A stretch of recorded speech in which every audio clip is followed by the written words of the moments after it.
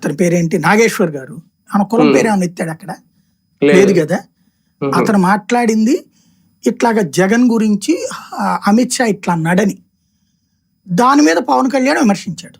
అక్కడ కులం ఎక్కడుంది నాకు అర్థం కాల. అందులో ఈవెన్ ఎప్పటికి కూడా విమర్శించే దాంట్లో కులం ఏమైనా ఉందా? మరి కుల ప్రస్తావన పవన్ కళ్యాణ్ ఎందుకు తీసుకొచ్చాడు? నన్ను కులం పేరుతో దూషిస్తున్నారు, నా కులపోళ్ళు ఎక్కడ ఉన్నారు, నేనేమన్నా అన్నానా నా కులం అని? అసలు కులం గురించి అంత మాట్లాడారు కదా ఆ రోజున. ఏముంది అసలు అందులో టాపిక్ నాకు అర్థం కాల. నాగేశ్వర ఉదంతంలో కులం ఎక్కడుంది బేసిక్గా? అక్కడ ఏమి లేదే. ఆంధ్ర తెలంగాణ ఇష్యూ, అందులో ఆంధ్ర తెలంగాణ ఇష్యూ కూడా లేదు. ఒరిజినల్గా చెప్పాలంటే ఒక జర్నలిస్ట్ మాటలకి గాయపడినటువంటి పవన్ కళ్యాణ్కి సంబంధించిన అంశం. జనసేన నాయకులు సపోర్ట్ చేశారు అది. కాబట్టి అక్కడ ఇష్యూ ఎక్కడుంది దాంట్లో?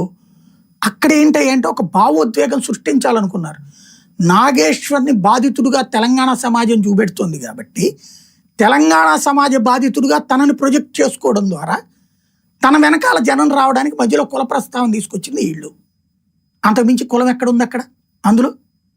అది నెంబర్ 1. అక్కడ ఏమైపోయింది, ఇప్పుడు చంద్రబాబు గారు నేను మాట్లాడుతుంది ఏంటంటే ఆ ఇష్యూలో మీరు ఎందుకు మాట్లాడలేదు మన మంత్రులు అందరూ? ఇది పవన్ని సాటిస్ఫై చేయడానికి జరుగుతున్న ప్రక్రియ. రెండవది, తెలుగుదేశం ప్రభుత్వమే ఇరకాటంలో పడ్డటువంటి ఉదంతం ఈ సాయి కృష్ణ ఉదంతం. ఎందుకంటే మీరు జగన్ పెద్ద డిఫెన్స్లో పడింది ఏంటంటే అనంతబాబు ఉదంతం.